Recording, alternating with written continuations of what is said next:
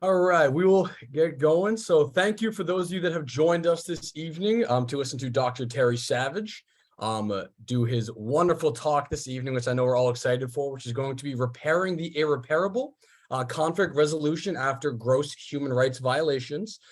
Dr. Savage comes to us from all the way across the world. He's going to be our new department chair for the program of Conflict Resolution Studies. We are very excited to have him join us. So Dr. Savage, he grew up amid war in Zimbabwe and then transitioned from there to apartheid to democracy in South Africa. Dr. Savage has been confronted across the world with, structural violence and war. He took a stand as a conscientious objector against the apartheid military before studying social sciences at the University of Cape Town, conflict mediation at the Maxwell School, Syracuse University, thanks to a Fulbright Fellowship, and his PhDs in political sociology from KU Leuven. Dr. Savage worked in South Africa's vibrant nonprofit sector for the Institute for Justice and Reconciliation, setting up projects in the Congo, Burundi, Sierra Leone, Liberia, Zimbabwe, and running a fellowship for International Center of Transitional Justice. He has done many more things beyond that, too many to list, in fact. So if you are interested in hearing more about his private works, we are creating an NSU Works page for him that will be coming soon, which I will send out to everybody upon completion. It's actually just finalizing in the final stages of that. So Dr. Savage, thank you so much for agreeing to do this talk to us this evening. And with that being said, Dr. Savage, the floor is yours. Thank you, Brett. And you must be the only person I know who goes to the beach with a tie on. Oh, there we go. Okay, no more the beach for you. Thank you very much for this invitation to be part of the virtual lecture series. I'm really delighted to be with you. It's part of my embracing of all things in these months in which I am new at Nova Southeastern University, and enjoying every meeting, every encounter, people, faculty, students.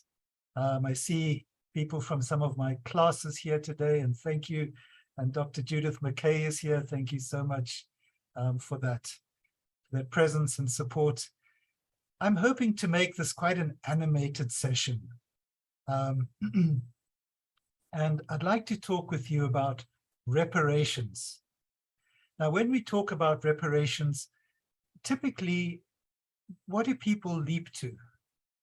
I think typically compensation, pay it out. But that becomes problematical when the type of suffering one has experienced is simply not the sort of thing that you can put a price tag to. Slavery, the dispossession of land that has been in your family, among your people in your community for hundreds of years. Sexualized violence, the abduction of a loved one, the killing of an unarmed protester, and so on. How much do you pay for such things?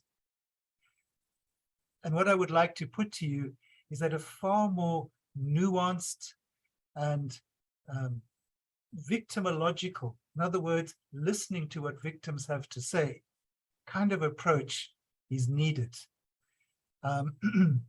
So going into this, I would in particular like to move to the point towards the end, what role for conflict resolution in this sort of work? You know, it's a great department, DCRS, with many different directions in it. And in fact, when we hold the Residential Institute in just over a week's time, I've asked faculty to each talk about their work for about 2 minutes and link it to the field of conflict resolution. How does what you do contribute to this huge and rapidly growing field? Really, it's prolific. You know, like NASA to space exploration.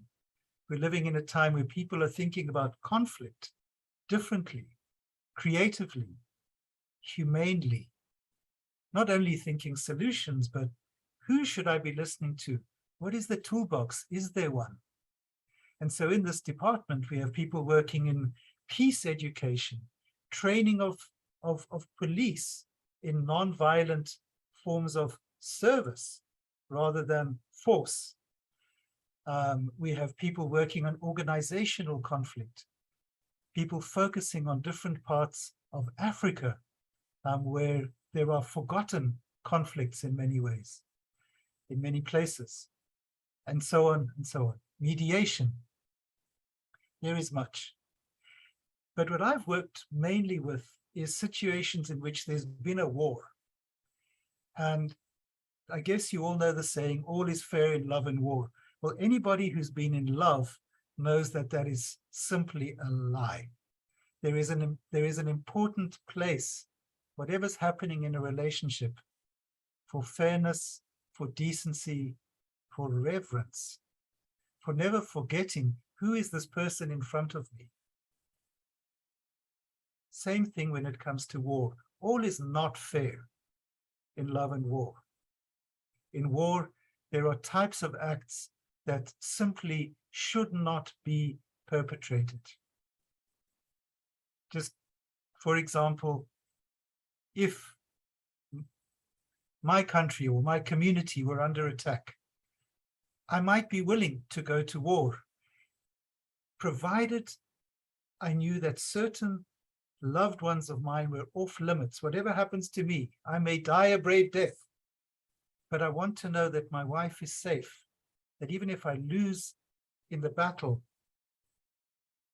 that she is safe, my family is safe, that I don't need to worry about abuse, pillage, the spoils of war, as it was known for so many centuries. Hurting, taking what you want from those you've defeated. Well, particularly since the end of the Second World War, a lot of thinking has emerged around what kind of rules pertain to the international order. What international consensus is there? And how do we give form to that through legal instruments and also just through how we function, how we run our politics? The laws of war date back even thousands of years. It's there in Homer's Iliad. It's there in Sanskrit, in some of the ancient Indian literature, certain weapons being off limits because they were simply too cruel. But the idea of human rights emerged really out of, in the aftermath of the Second World War and the Nazi Holocaust. And it was born out of the idea that simply holding elections, bringing democracy to people, that's not even nearly enough. It's basic, it's crucial, but not even nearly enough. Because Hitler and the Nazi Party were voted into power in Germany. More than that, they were re-elected. So, however all of that actually happened, this intrigue and opportunism, but the fact is government's behavior must be regulated by the law. Why?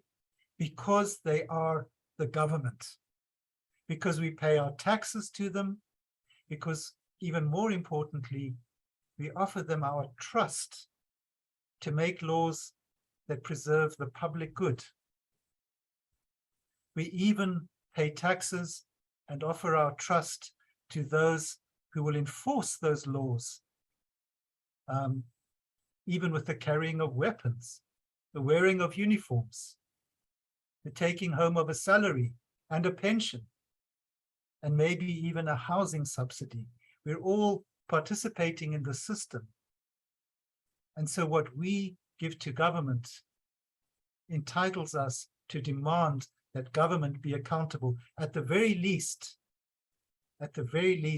be accountable in such a way that it does not commit just the most hideous of acts that those in public office we've seen in history, we saw it in the Nazi Holocaust, sometimes do. And where that does happen, we need to find ways to repair. So in this session with you, I would like to just pick up on a couple of questions. Thank you for the right to share my screen.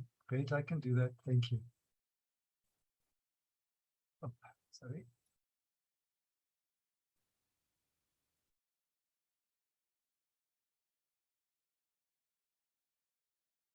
I have to juggle the Zoom, excuse me.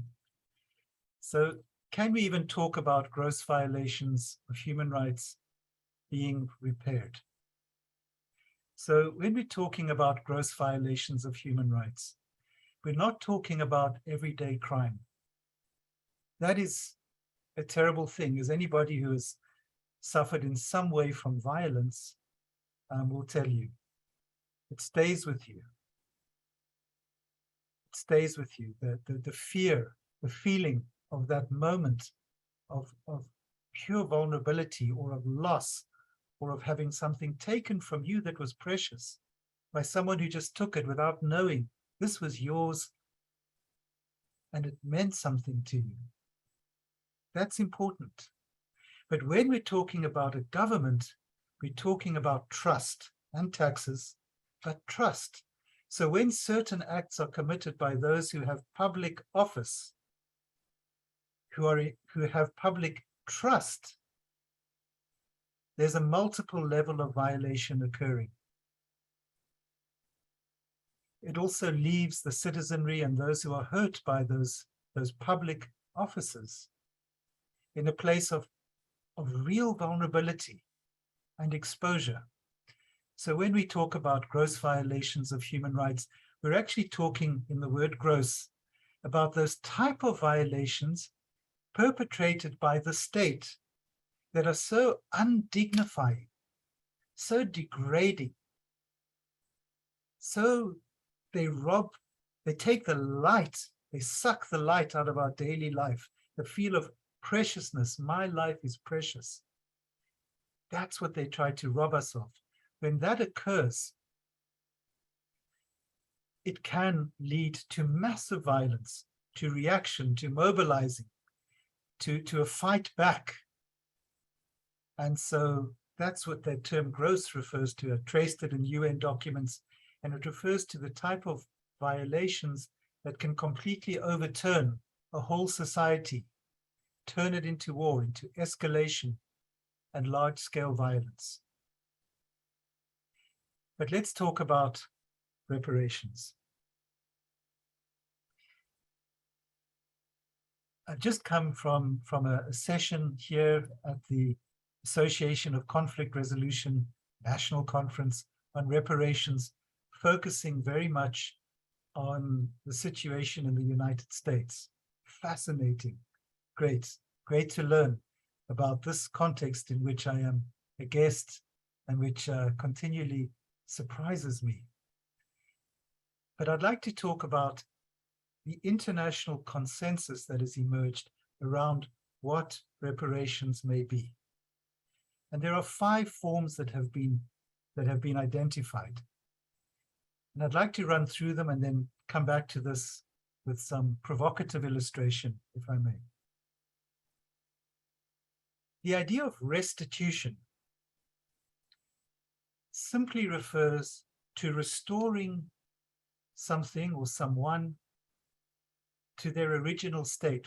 What did they have? What did they own? Who were they before the act of violation occurred? So if I've stolen Brett's bicycle, he'll be really angry. I'll talk to him and say, Brett, I'm really sorry. I took your bike, but I needed a bike. And anyway, I'm really sorry, Brett. I hope we're okay. First thing he's going to say to me is, so where's the bike? Give it back. Let's start from there. And that is restitution. The difficulty with restitution is that when we're talking about gross violations of human rights, we're talking about things that cannot very easily be given back. I'd like to share with you a story I heard in Burundi of refugees, some 200,000 who had left Burundi during inter-ethnic clashes.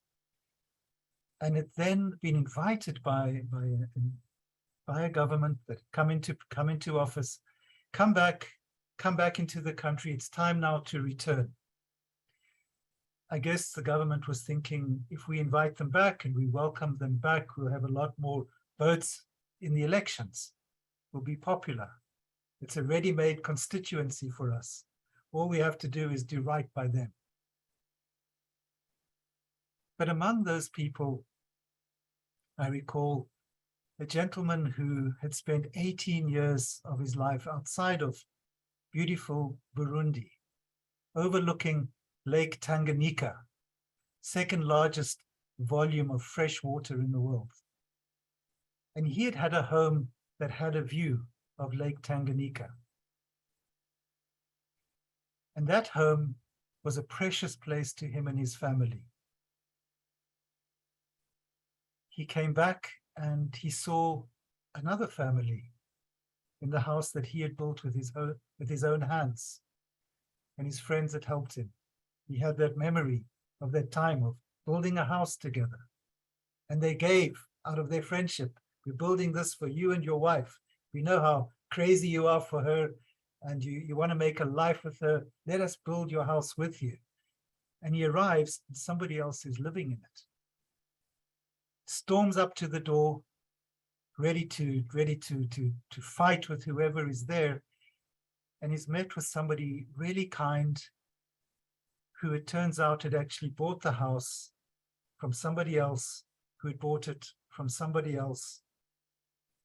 They had saved up their money in order to buy this house. He's there. It's the house he built. But what about the people who are living there now?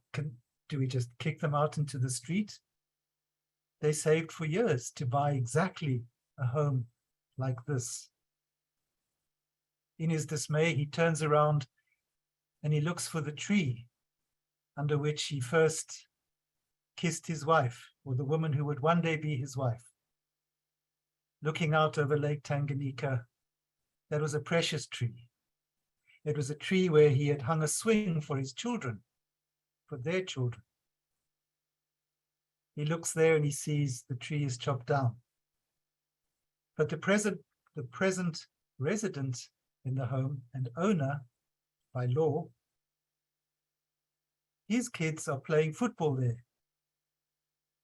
And the elderly gentleman says, "What happened to the tree?" He said, "Well, my children, they love playing soccer. They love soccer, my kids. So I love that tree too, but for my kids' sake, I chopped it down so they could play." How do you argue with that? It begins to get messy. And one of the realizations in all of that is, even if you give back the house, you cannot give back the 18 years that were lost. You cannot give back the feeling of a home that was taken away. Cannot deal with the sadness, the tragedy of change, the loss that people experienced. So even where you can give back, it may not solve things. It would work with Brett's bicycle, I'm sure, because he's a forgiving kind of guy, and if I bring back the bike, we'll have a chat, we'll work it out. But this little home overlooking magnificent Lake Tanganyika, cherished by different families, but there is loss in it. One of the things you can do, where it's possible, is to offer compensation. Some things can be compensated, and I'd like to pick up that with you. A person living in the house now might say, "Sir, I realize you built this house. How can I help? Even if we were to vacate the house, you don't want to do that to my family either. I know, I see you are a kind man, but you have dreamt of coming home. What can I do?" And they might begin to find terms to say, "Look, let's work out some form of payment so that, whichever family can get back up on its feet and live somewhere else. But the trick with payment is simply this. It can only apply to the economically accessible damage. In other words, to things on which you can put a price tag. You can put a price on the house, the building. You cannot put a price on the years that have been lost. You cannot put a price on the feeling of a home that has just been taken over by others, of a tree that has been chopped down that was precious, of a dream of returning that now ends in utter disillusionment, disenchantment. And after all these years of dreaming of a return, now hopelessness and helplessness. Simply paying out money is not going to be enough. But that's when we're talking about land and a house. What about when we're talking about a person? Now, in contexts like Argentina and Chile, and many others, sadly, we have seen examples of the police or the intelligence branch or the army, people coming in plain clothes and not even having the decency to arrest the political opponent of the dictatorship that is there, but just taking them away. Usually they would arrive in a vehicle with no number plates. They would make sure that they were wearing clothes that have no identifying marks on them, that they don't use each other's names in the moment of apprehending someone and taking them away. Really, to lift someone from the face of the earth and not leave a trace that that's what you just did. Taking them to somewhere way out of any kind of public eye, and to deal with them, to torture, get information, even kill them. Murder by state officials, people on the payroll of the state. When that happens, the families and the loved ones, the friends, will be left in a kind of twilight zone, wondering what happened. Can you imagine the first evening, sitting down to supper, and the empty seat at the table? And the next evening, and the next, and so it goes for weeks and years. Not knowing. Political changes come, and suddenly there's a democratically elected government in place, and they see these families who have lost someone they loved, who may well have been a breadwinner. And what does the government want to do? Look, let's get them back on their feet. Let's give them some kind of payout. Well, there are many countries where those families of the disappeared, as they are known, refuse the payout, and refuse it because they know that if they take the money, that money, their taking of the money will be used to silence their questions. Questions like, what have you done with my loved one? Where are they? Is there a chance that she is still alive somewhere? Somewhere. Is there any sign of that life? And if there isn't, and if you know what you did to her, to him, tell me what you did. Tell me where you took her. I, my children, her parents, need at the very least to be able to say goodbye, to bury that loved one or their remains in a way that is cherishing and respectful. I think of Zimbabwe, where Dr. Muvingi comes from, and how in one part of Zimbabwe, where there had been a series of massacres over several years called the Gukurahundi, which are kind of ethnic cleansing by the state against a particular group within the southwest of the country. How when people finally met to bury their loved ones, after the remains had been found in wells and shallow graves and all over the place, how when they finally met to rebury their loved ones, how incredibly healing that became. Sad beyond any measure, but somehow people got the chance to remember the good days, to remember the character of the person. Oh, I remember Johnson. Johnson, that was a good man. He always had time to talk to me. I was still a small boy at that time. But Johnson, he always made time to talk to me. And somebody else, he was a loving father. He was a caring husband. Let us let him go now, so that the living can live, which is what he would have wanted, we know. You cannot simply pay out for a loved one who has been taken. There are other needs, and it's a lot more complex. In countries like Argentina, where any kind of payout was refused,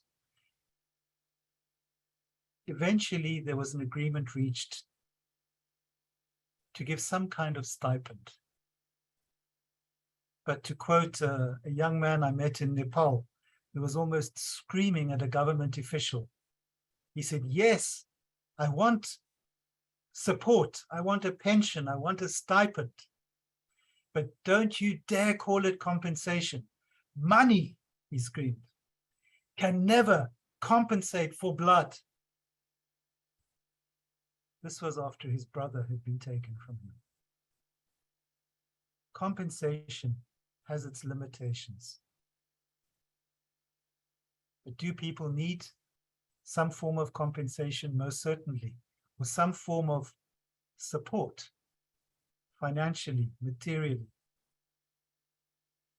But maybe it's the word compensation that just sits so badly when we're looking at gross violations of human rights.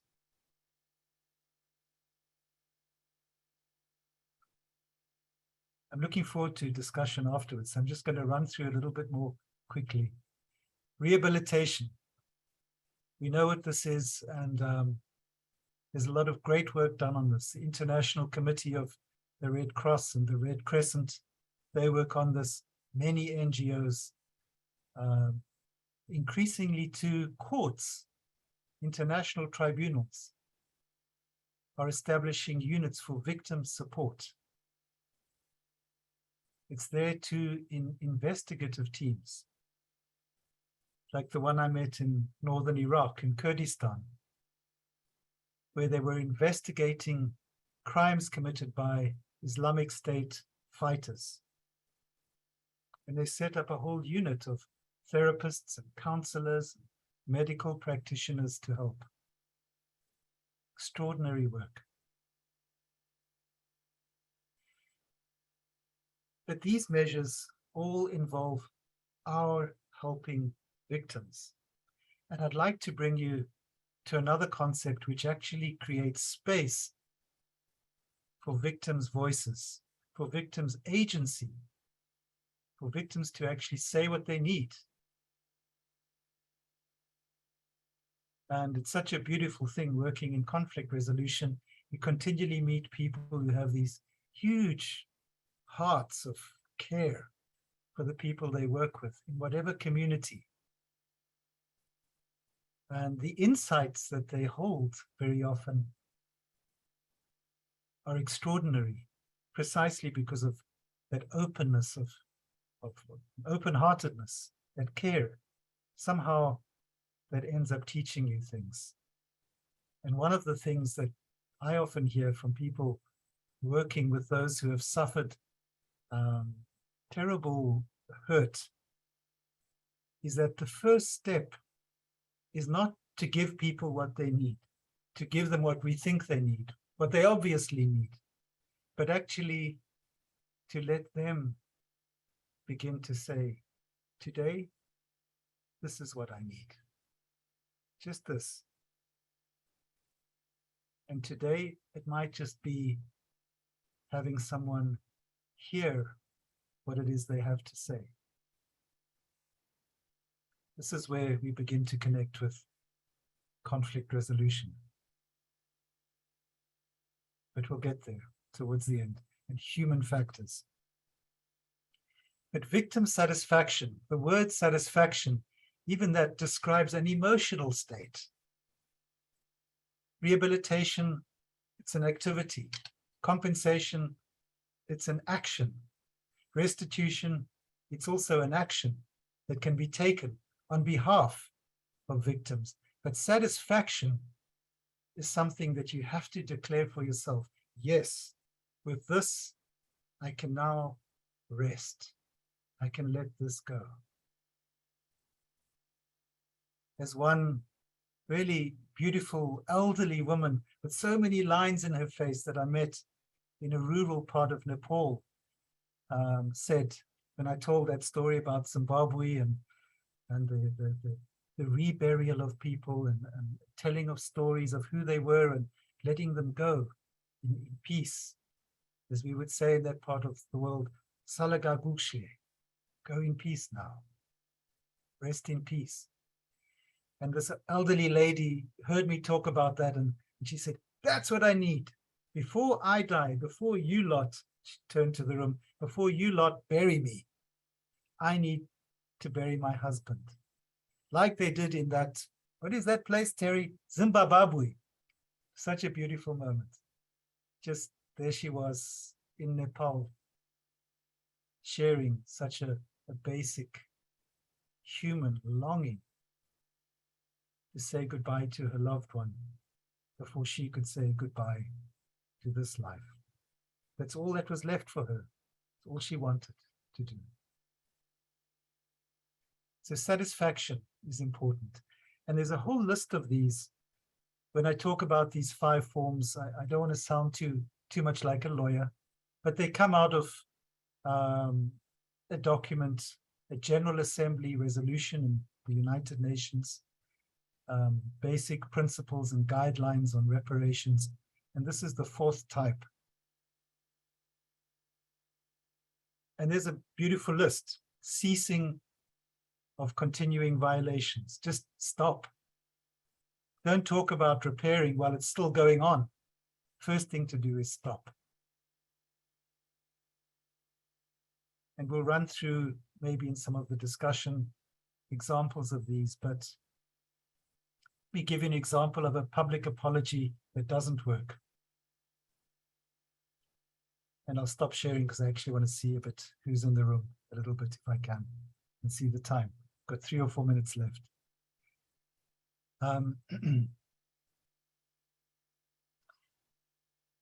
So the French President Nicolas Sarkozy, he went to Algeria and he offered an apology for a terrible war that occurred during decolonization in Algeria. The thing is, he started with, we apologize. But then he used the word, but you have to understand the time, the context, what was the historical moment, what was going on, and how much good France actually did in Algeria too. You can't make it an apology if the word but is in the same sentence. An apology needs to be unconditional. And for anyone who is interested in examples of that, there surely are some, not least in Australia, an extraordinary apology by the Prime Minister some years ago for a time when, for the stolen generations. It would take too long to get into that now. But that apology, in his words, was unconditional. No excuses. We are sorry. And we did this. We apologize. It was also matched by a whole series of steps to try to provide rehabilitation measures for those who had been hurt and for their descendants. An apology cannot include the word but in the same sentence. There are also memorials, commemorations, including of victims' voices in the way we talk about history, what happened. This can actually be quite vindicating for people who have lived through much. One example from my home country, South Africa. There were projects at the end of apartheid to rewrite history books.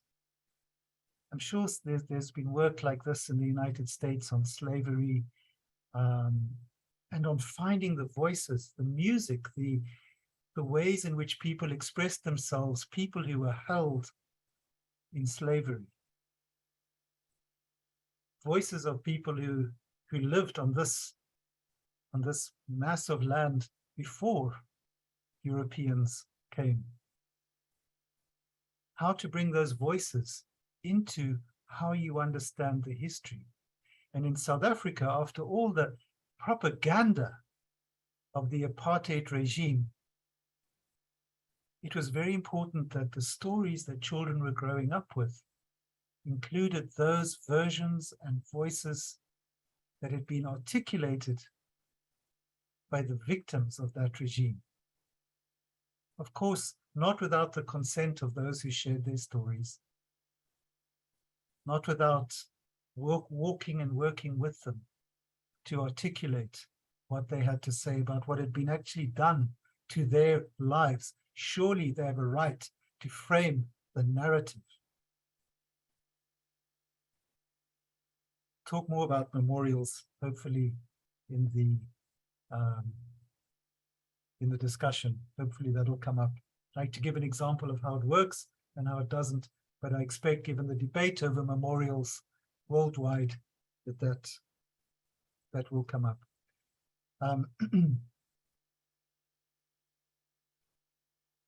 Just one example of a memorial in Cape Town, just in a part of town where people were forcibly removed by the apartheid regime.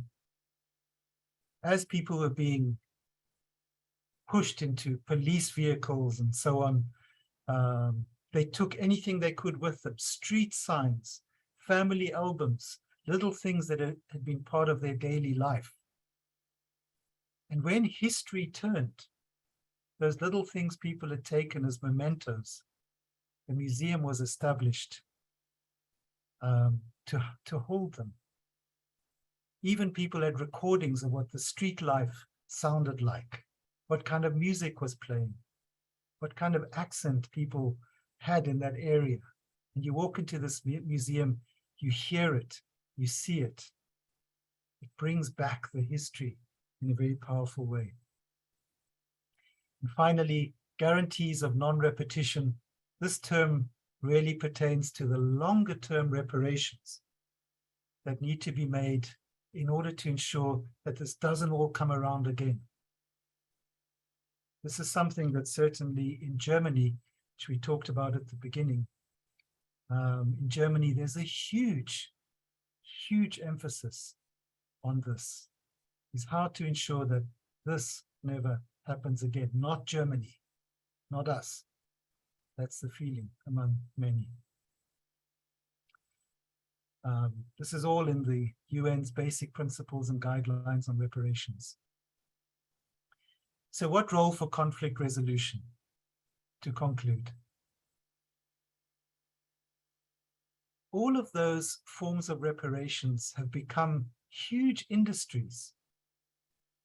Guarantees of non-reform includes security sector reform, disarmament, reforming legal institutions. There are experts The field is full of people who are strong lawyers, former soldiers, former people working, police advisors, working on institutional reform.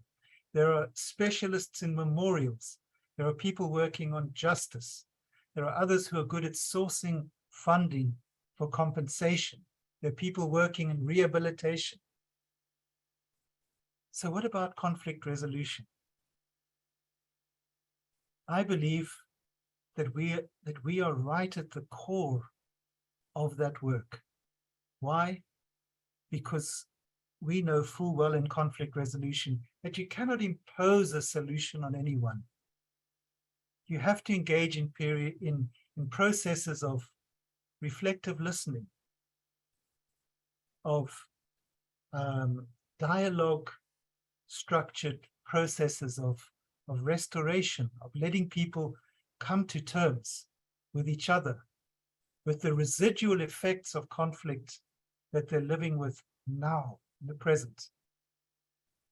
As John Paul Lederach talks about, begin with the presenting issues. Don't go trundling around in history to see what the original problem was. Start with today. How are you feeling today? Would you like to talk about it? Can I help you today in any way? So I'd like to close with one example, if I may, from my own life. Don't want to be, overly illustrating out of my own life, but there are some moments that change everything and teach you a lesson. I was in Cambodia, and I went to meet with an NGO, non-profit organization. Went to meet an elderly lady who her back had been badly damaged by the Khmer Rouge, and her husband had been killed and tortured to death. And she let us in, and you could see she was in pain. And what this NGO did was they had a very simple project. They gave people money to go to the clinic and get medication. And when they came back with the bus ticket and the medication, the receipt, they gave them more money to keep doing that. But we went there, and she immediately offered me a banana. And I thought, this woman has almost nothing. Nothing. And I've had a good breakfast in my nice hotel with air conditioning and so on. And she's offering me a banana. Should I take it? Should I, respect the economic disparity between us and say, thank you, but please keep it for yourself? No, this was her dignity, her chance to be a good host. So I thanked her, and I ate the banana. She ate her banana. And she offered me another one, and I took it.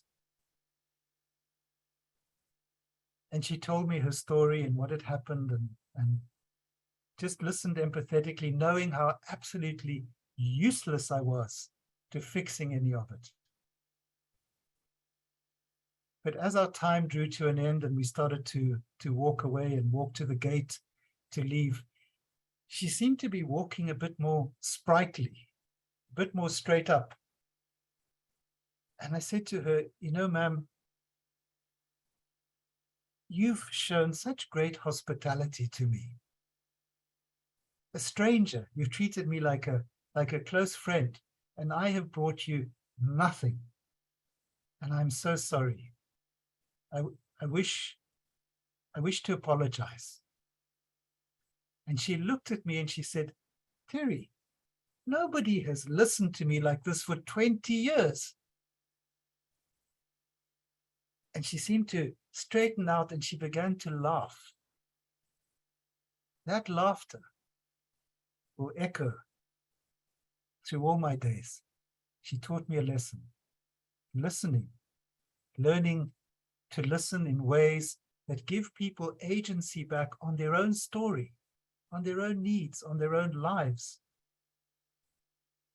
That is without trying to fix or take someone to a place of healing, just learning to listen to people living with the daily conflicts that ensue from some horrid experience we would wish on absolutely no one.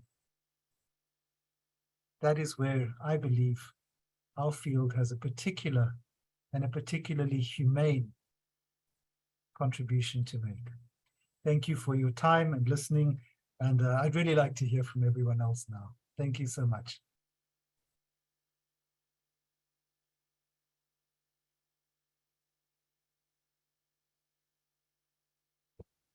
Awesome, Dr. Savage. Thank you obviously so much for once again, willing to speak to us. That was absolutely fascinating to listen to the whole time.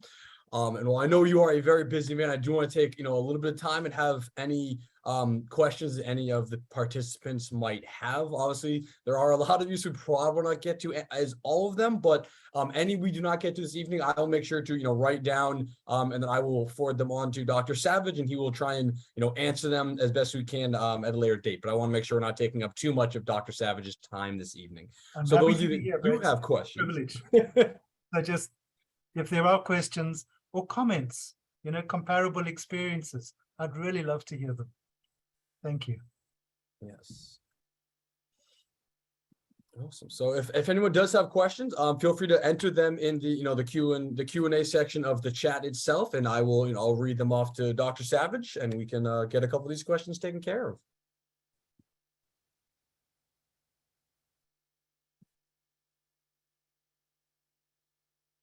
Unless I put everyone to sleep.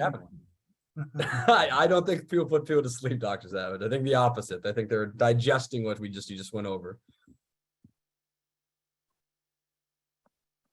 I'm just wondering if anybody would have taken the banana from the lady in Cambodia. And if that gives pause for thought, really.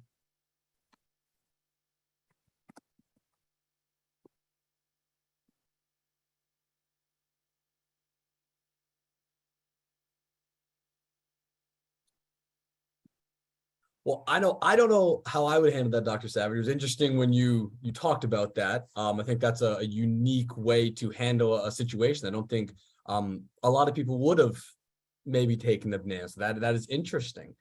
So like I said, if you do have questions or comments, please feel free to mention it in the chat to try and I think we do have some. There we go. There's a couple of questions coming in. Okay.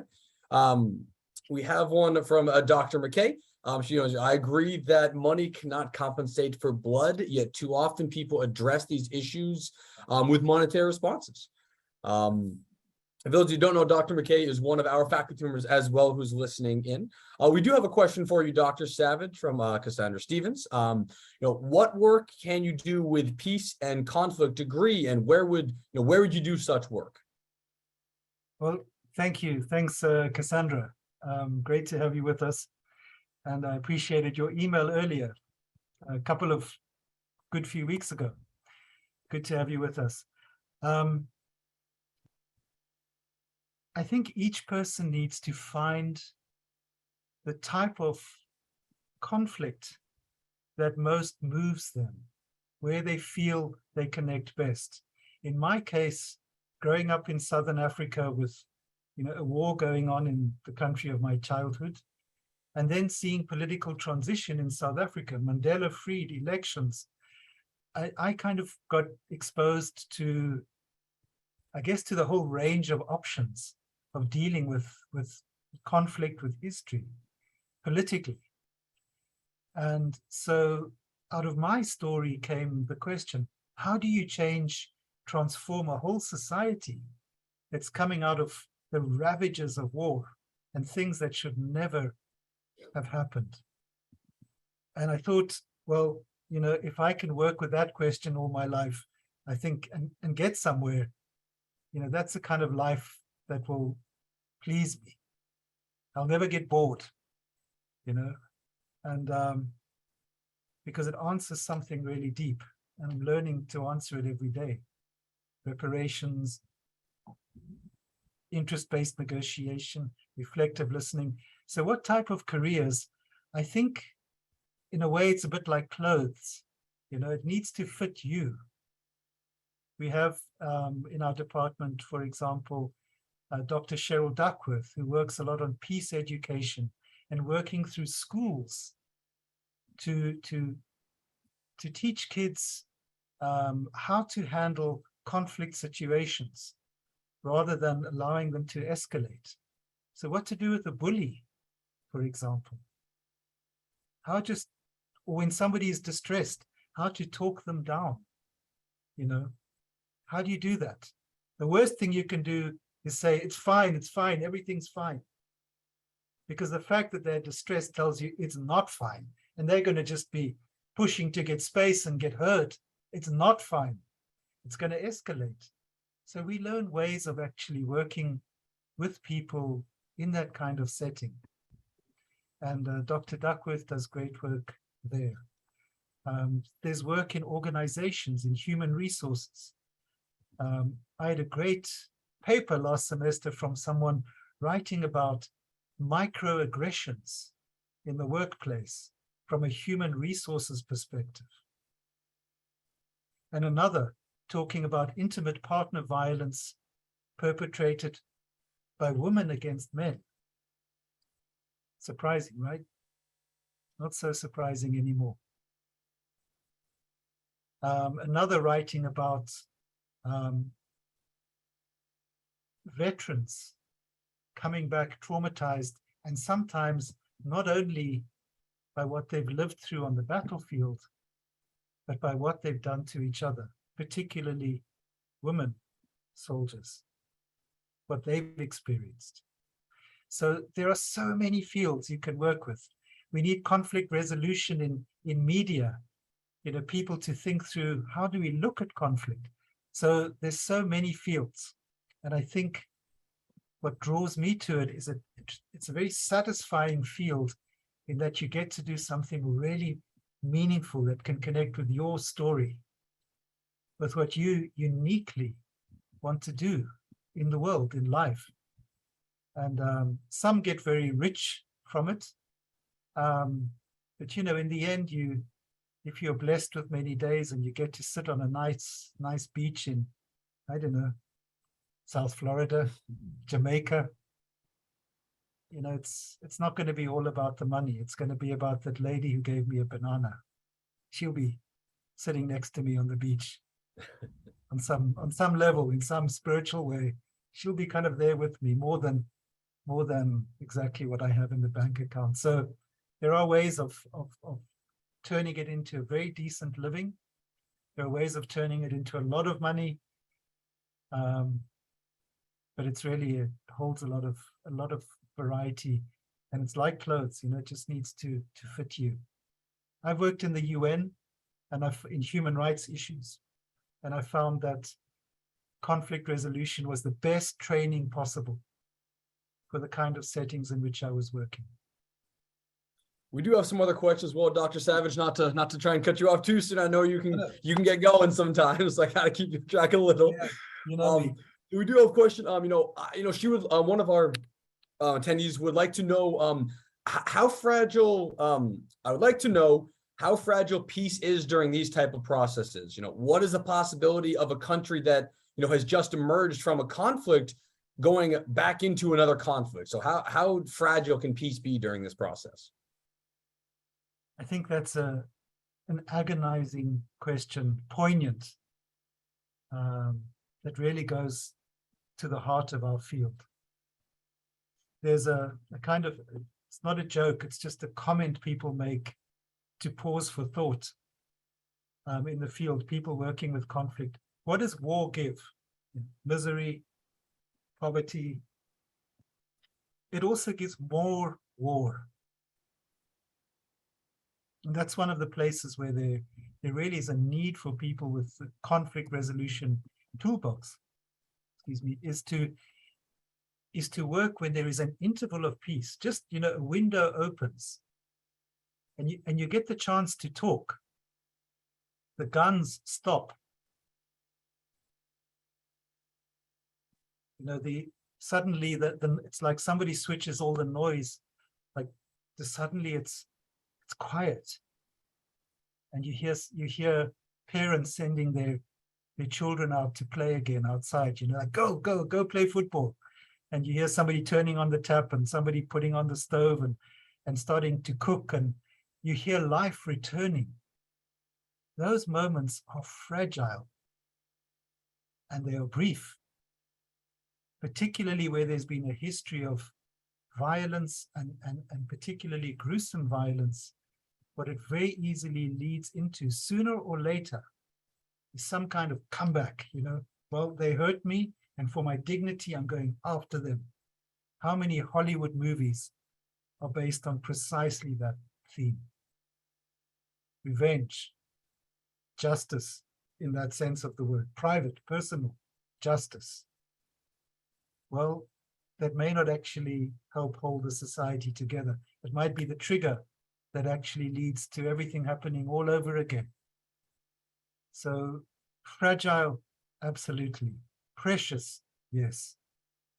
And that's why people need to be, I believe, skilled in what we do, knowing how to listen, doing stakeholder analyses, even while the guns are raging, and you hear the Kalashnikov, you hear it like going, and you hear the big weapons come onto the streets, and somebody is sitting there working out who will need to talk to whom when this stops.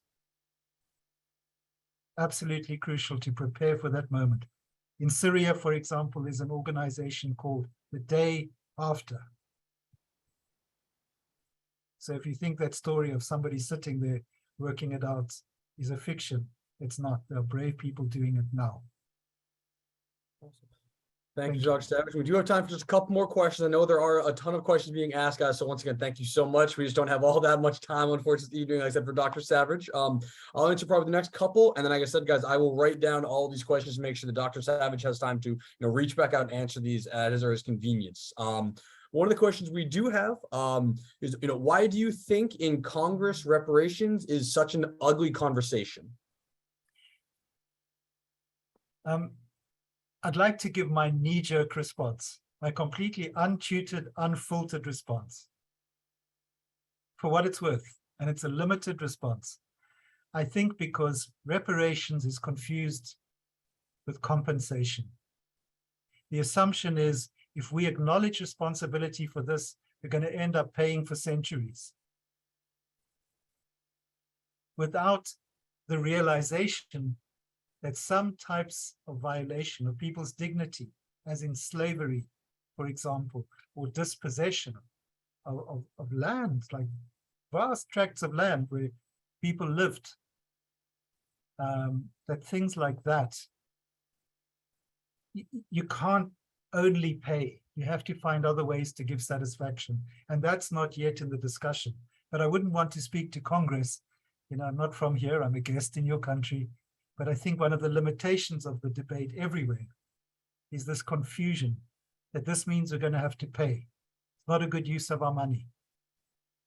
And it's such a limited understanding of what people who've lived through kind of a form of hell on earth and their descendants, what they live with, actually need.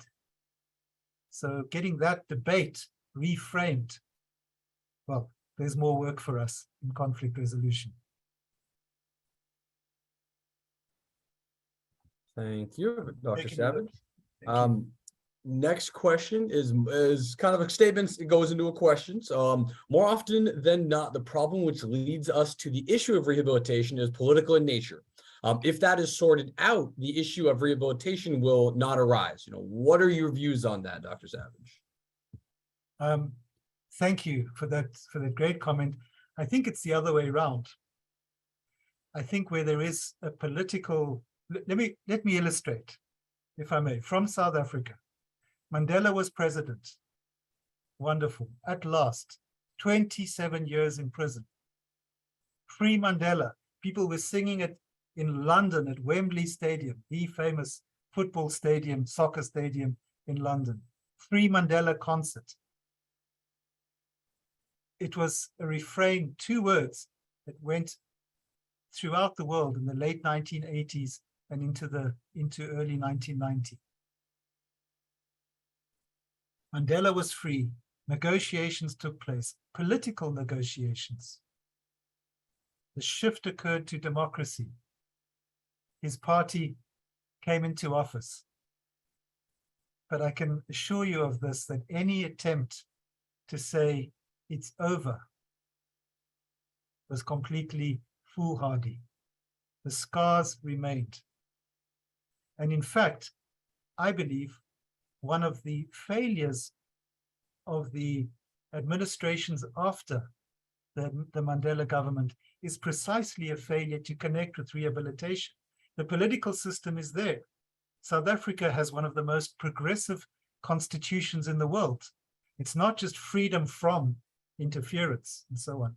It's freedom for, freedom to do, to live well, to realize yourself, all of your capacities. The political framework is there, but the country is struggling. And I think it's because, in part, those who came into power took the luxury, took the trappings at one point and said, to quote, it's now our time to eat. That's the same. But what about the rest of the country? People still hurting. For a government to remain legitimate and credible, it needs to embark on a rehabilitation and reparations program in detail. Otherwise, it's gone. In a democracy, the government is gone. Ask the Maoists in Nepal, who began as a grassroots movement, 2 elections in, and they've almost lost their place in government. They represented the rural poor, but forgot them, it would seem, once they got into office. Awesome. Thank you, Dr. Savage. And we have time for one more question this evening. I listened to you with fascination. As a Venezuelan, I would love to see conflict resolution work that helps my people. However, I do not see it happening soon due to authoritarianism. In your experience, what would you call as a first step towards this resolution? Well, firstly, I think it would be inappropriate to not mention, I think, how so much of the world's heart that is left goes out to Venezuela. After all that Venezuela has been through and struggling with now, sincerely. I think there are many measures that can be taken. They're kind of taken in faith. It's very difficult to talk, when there is actual violence. You can't actually, meet and express your thoughts for fear that somebody will betray you and what you said to police or. So it's very difficult, but there are things that have been done and sometimes quite surprising things. I'd like to give an example from Chile, not too far from Venezuela, quite far. The church, the Roman Catholic Church in Santiago, had a human rights office during the time that General Augusto Pinochet was in power. And they took every case of enforced disappearance brought to them to court. And they lost every single case because the judges were there at the pleasure of General Augusto Pinochet. But when the change came, it turned out that the record of every act of disappearance that had been brought to the church was already intact. It was the court proceedings. It was there like an archive, a basis from which to begin. That would be a seemingly inadvertent step taken. Human rights monitoring, creating the record, as Alison Desforges, who wrote a lot about the Rwandan genocide, wrote, whatever you do, get hold of the documents, get hold of the phone records, the itemized phone bill, so you can see this person made calls on this, and this day, and every time the day after there was a massacre. Is there a connection? Surely there has to be. The circumstantial evidence mounts. So getting hold of the information, every single thing you can in the midst of repression, is a really important step towards creating a basis for truthful engagement when the moment comes. Won't take long, Brett, just to say that even reparations doesn't make sense if you don't have some general consensus around what actually happened. And that's something you have to work for. But in fractured society, you'll find that even reparations will just become a political, recycling of funds to political partisans, to people in my party who are loyal to me. It's a kind of patronage.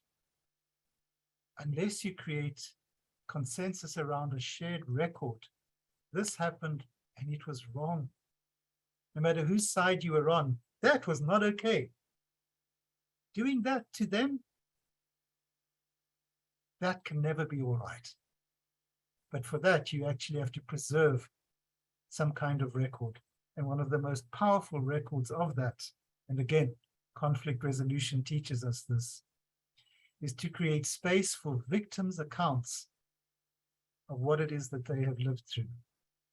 Friends in Zimbabwe who have done that and got the information out. Get it out the country.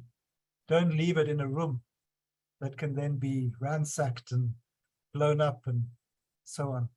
Get the information, get it out in a remote location. And when the time comes where you can talk, repair, and kindness, and learning to live with each other, even if you disagree, having that core of truth to work from will be the most indispensable resource that a society can have on that time of nightmare.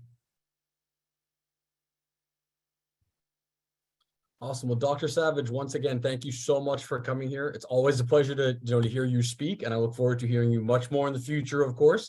Again, those of you who participated and showed up as attendees, thank you so much once again. I will be making sure that this recording does get, it is, like I said, is being recorded. We will be posting it once we get it downloaded to our YouTube channel. For those that want to, watch it again or share it with friends, family, colleagues, please do. It is out there. We want people to, the more people see these types of things, the better off, especially having the privilege to listen to Dr. Savage. So those that were here, thank you so much once again for attending. That's going to wrap it up for us guys this evening. I hope you guys have a great rest of your week and get to enjoy your weekend. And like I said, Dr. Savage, thank you so much once again. And I hope you have a wonderful evening. We really appreciate your time. Thank you all for the gift of your time and for staying. Thank you so much. Thank you.